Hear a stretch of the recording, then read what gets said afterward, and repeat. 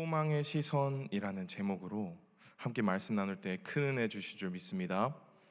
오늘 본문을 보시면 바나바와 바울이 다투는 것을 볼 수 있습니다. 2차 전도 여행을 가기에 있어서 함께 할 팀을 꾸리는데 바나바와 바울이 의견이 일치가 되지 않아서 다투고 있죠. 바나바는 마가와 동행하려고 하고 바울은 마가와 함께 전도 여행을 가는 것에 동의하지 않습니다. 바울은 왜 마가와 동행하지 않겠다라고 말하고 있을까요? 우리 사도행전 13장 13절을 함께 읽겠습니다.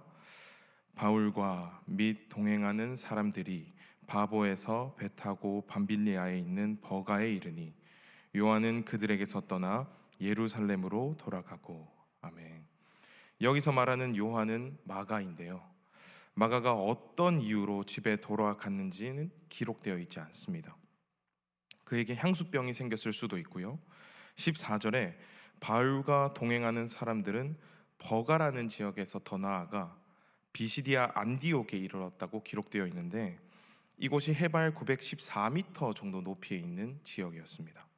그래서 마가는 생각보다 혹독한 여행이라고 생각해서 돌아갔을 수도 있습니다.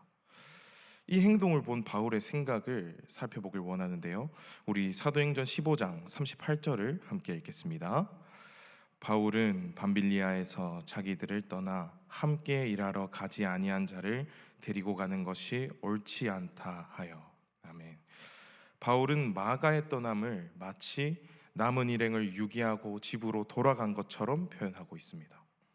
그래서 2차 전도여행이 시작될 때 바울은 마가를 한 팀에 넣는 것을 동의하지 않았습니다. 어찌 보면 정상적인 반응일 수 있습니다. 자신이 믿지 못하는 사람과 함께 가는 것보단 없이 가는 게 훨씬 마음도 편하고 사역하는 데 있어서 불편함도 없기 때문이죠. 그렇지만 바나바는 마가와 함께 동행하려고 했습니다. 그래서 결국 바울과 바나바는 서로 크게 다투다가 각기 다른 길로 전도 여행을 시작하게 됩니다. 싸움 끝에 다른 방향으로 사역을 떠났지만 잘 아시는 것처럼 바울은 그 전도 여행길에서 디모데를 만나 양육하게 됩니다. 그리고 하나님의 인도하심을 따라 빌립보에 가서 루디아에게 말씀을 전합니다. 루디아와 그 가족은 유럽 최초의 그리스도인이 되고 루디아의 집은 유럽 선교의 전초기지가 되는 하나님의 섭리를 우리는 확인할 수 있죠. 그런데 저는 말씀을 준비하면서 바나바의 시선에 대해 조금 집중하게 됐습니다. 바나바는 마가와 함께 동행하길 원했습니다. 어찌 보면 마가는 실패했거든요. 이유야 어찌됐든 마가가 사역을 중도에 포기하기도 했고 주변 사람들 마음에 불편함을 남겼습니다. 바울이 싸우고 팀을 새로 모아서 전도여행을 떠날 정도로 어떠한 불편함을 남겼다는 것이죠.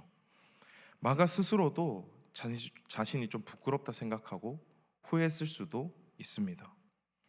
그러나 바나바는 마가를 포기하지 않았습니다. 바울과 반대 입장에 서서 싸우면서까지 함께 동행하길 원했죠. 바나바가 어떠한 마음에 이렇게 행동했을까요?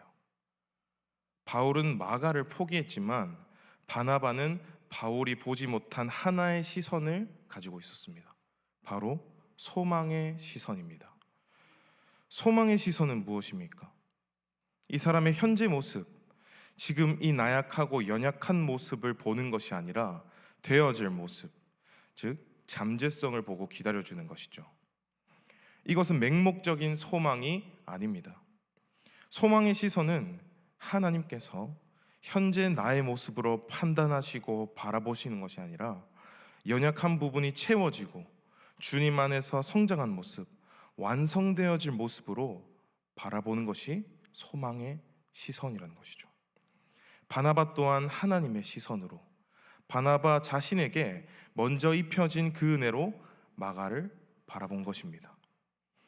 이 소망의 시선이 또 나오는 한 장면이 있는데요, 바로 예수님을 3번 부인한 베드로의 모습입니다. 예수님은 베드로가 실패할 것을 알고 계셨어요.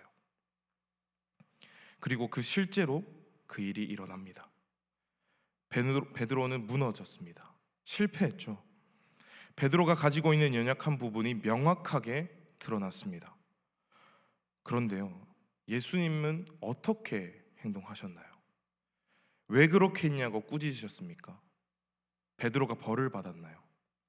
여러분들이 잘 아시는 것처럼 부활하신 예수님께서 베드로에게 찾아가셔서 너가 나를 사랑하느냐?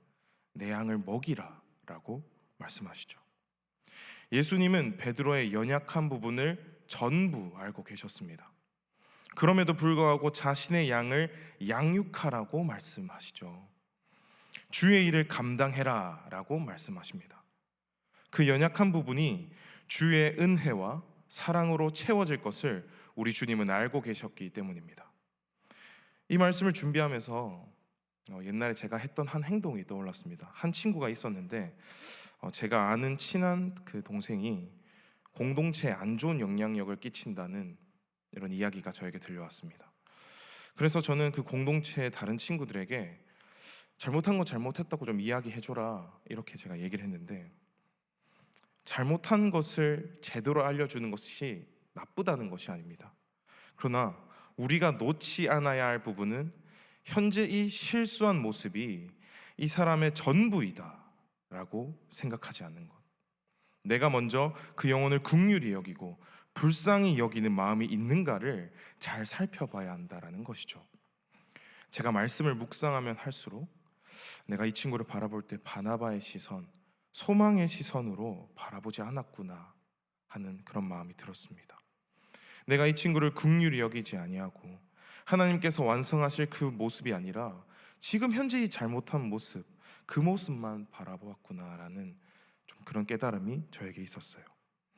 사랑하는 여러분, 바나바는 마가를 바라볼 때 그 실패가 영원할 것이라고 생각하지 않았습니다.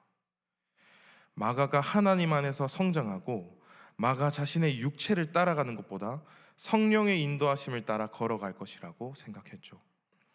그래서 결국 마가는 어떻게 됩니까? 마가와 동행할 수 없다라고 고백한 바울은 마가를 가치 있게 여겼습니다. 또 마가는 성장해서 베드로의 조력자가 됩니다. 베드로의 첫 서신 베드로전서 5장 13절 말미에 나의 아들 마가로부터 인사를 보냅니다. 그리고 이 마가는 우리가 잘 알고 있는 마가복음서의 저자가 되죠. 바울도 시간이 지나면서 소망의 시선을 배워갔습니다. 우리는 그가 디모데와 너무나 연약했던 고린도 교회 사람들을 포기하지 않고 기도해주며 권면해주며 자신의 모든 것을 걸고 양육한 것을 우리는 볼 수 있죠. 우리는 마가를 볼 때 하나님 앞에서 영원한 실패는 없다라는 것을 알 수 있습니다. 우리가 보기에는 더디 보이고 성장이 멈춘 것 같지만 하나님께서는 포기하지 않으시고 계속 사랑해 주시며 성장시켜 주시는 분입니다. 그렇다면 우리는 어떻게 소망의 시선으로 바라볼 수 있을까요? 어떻게 하면 그 사람의 잠재력을 보고 기다려주며 기도해주고 함께 마음을 쓸 수 있을까요? 바로 하나님의 마음을 알아야 합니다. 하나님의 마음을 우리 오늘 두 가지로 살펴보길 원하는데요. 첫 번째는 바로 십자가입니다. 우리 골로새서 3장 12절에서 14절을 함께 읽겠습니다. 그러므로 너희는 하나님이 택하사 거룩하고 사랑받는 자처럼 긍휼과 자비와 겸손과 온유와 오래 참음을 옷 입고, 누가 누구에게 불만이 있거든 서로 용납하여 피차 용서하되 주께서 너희를 용서하신 것 같이 너희도 그리하고, 이 모든 것 위에 사랑을 더하라. 이는 온전하게 매는 띠니라. 아멘. 우리는 어떠한 선한 행동을 할 수 없는 사람이지만 하나님이 나를 택하셨기에 하나님께 받은 그 사랑으로 긍휼과 자비와 겸손과 온유와 오래 참음을 옷 입는 것입니다.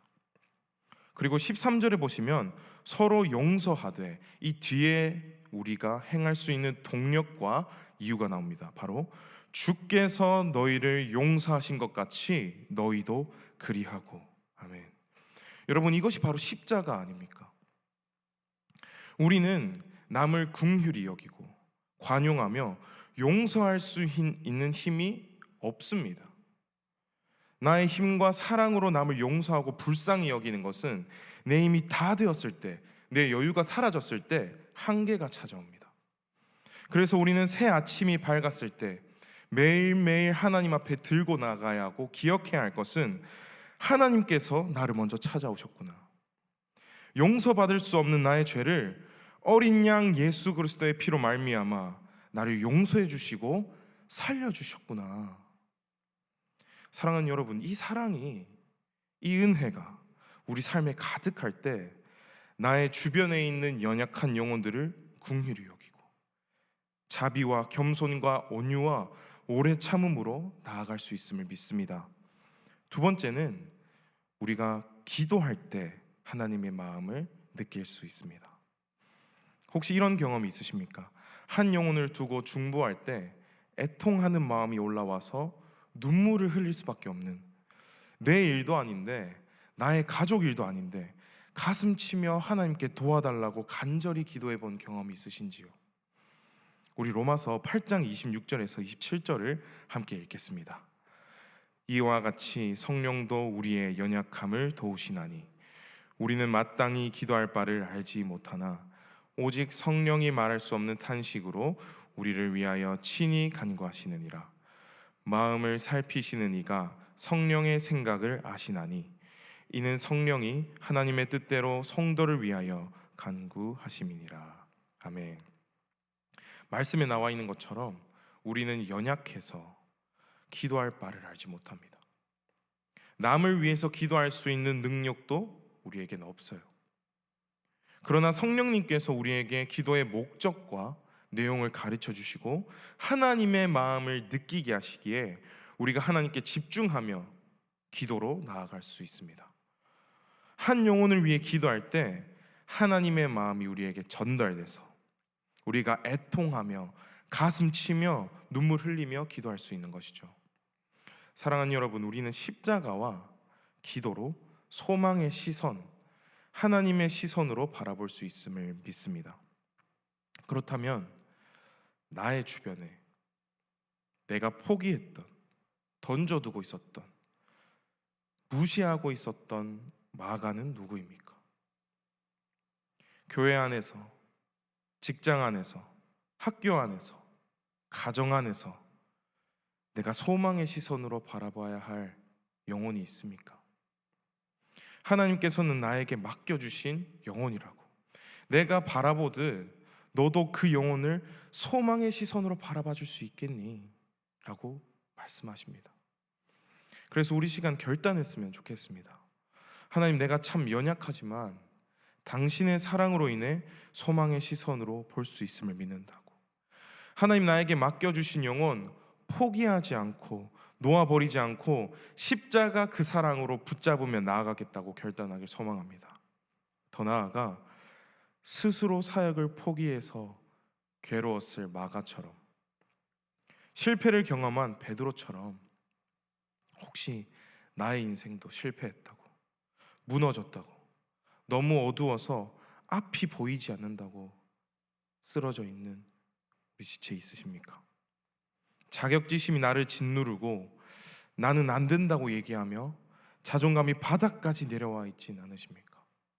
나는 마가와 베드로가 아닙니까? 그러나 여러분, 하나님께서 나를 소망의 시선으로 바라보고 계십니다. 한순간도 나를 포기하지 않으셨어요. 나를 너무나 사랑한다 말씀하십니다. 너가 어디 가서 말하지 못할 아픔, 힘듦 내가 다 알고 있다고. 내가 너의 연약함 그 모든 것을 알고 있다고. 세상 사람들은, 그리고 너 스스로는 손가락질하며 실패했다고, 망했다 할지라도 나에겐 너무나 귀한 존재라고 말씀하십니다. 사랑하는 여러분, 그분이 우리 공동체를 붙들고 계시기에 영원한 실패는 없습니다. 그분이 나를 붙들고 계시기에 영원한 실패는 없습니다.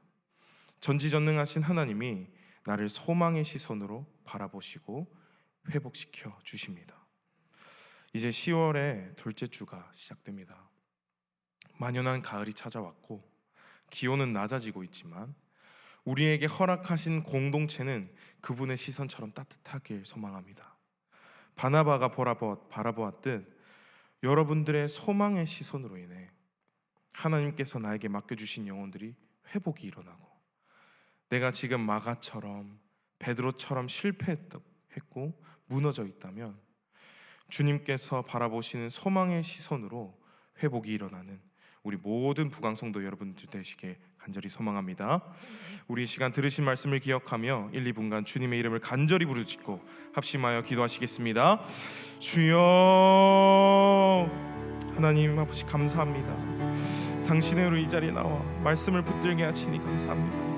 하나님, 먼저 나를 소망의 시선으로 바라봐 주시니 너무나 감사합니다. 나의 연약함을 아심에도, 나의 모든 것을 아심에도 포기하지 않으시고 나를 붙들어 주시고 그 은혜 안에서 성장하게 하시니, 회복하게 하시니 너무나 참으로 감사합니다. 주님, 간절히 원하는 것은 나에게 허락하신 영혼들에게도 소망의 시선으로 바라보게 하여 주시옵소서. 주님이 주신 그 마음으로 다가가게 하시고 포기하지 않게 하시고 그 영혼을 위해 기도하게 하시고 붙들게 하여 주시옵소서.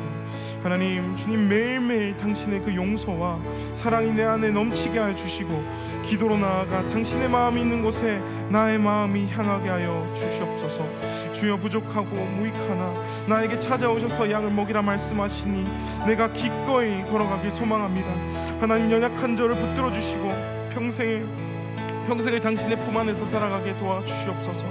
하나님, 당신은 놓지 않도록 인도하여 주시옵시고 하나님, 주님의 은혜로 살아가는 인생 되게 도와주시옵소서. 하나님, 주님의 은혜로 나아가길 소망합니다. 하나님 아버지, 참으로 감사합니다. 거룩하고 복된 주일 주님 앞에 나와 말씀 듣게 하시고 세임 주시니 감사합니다. 하나님, 오늘 들은 말씀처럼 우리에게 허락하신 공동체 안에서 연약한 지체가 있다면 포기하고 던져두고 모른 척 넘어가는 것이 아니라 하나님께서 나를 되어질 모습으로 소망의 시선으로 바라보시듯 우리 또한 당신의 시선으로 그 지체를 바라보길 소망합니다.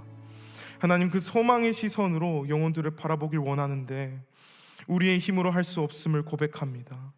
용서받을 수 없는 죄인을 예수 그리스도의 피값으로 용서해 주시고 살려주신 그 사랑을 기억하며 나아갈 때, 그 사랑과 은혜가 우리 안에 넘칠 때 당신이 바라보시는 그 소망의 시선으로 볼 수 있음을 믿습니다. 당신의 그 십자가를 기억하며 기도로 나아갈 때 우리에게 그 영혼을 품어주고 사랑할 수 있는 마음을 주실 줄 믿습니다. 하나님, 그 마음을 우리에게 부어 주시옵소서. 주님, 나는 실패했다고, 연약하다고 자신을 정죄하며 무너져 있는 영혼이 있습니까? 주여, 속히 찾아가셔서 변하지 않는 그 영원하신 사랑을 느껴지게 하여 주시옵시고 소망의 시선으로 우리를 바라봐 주시는 당신의 마음을 풍성히 누릴 수 있도록 은혜 내려 주시옵소서.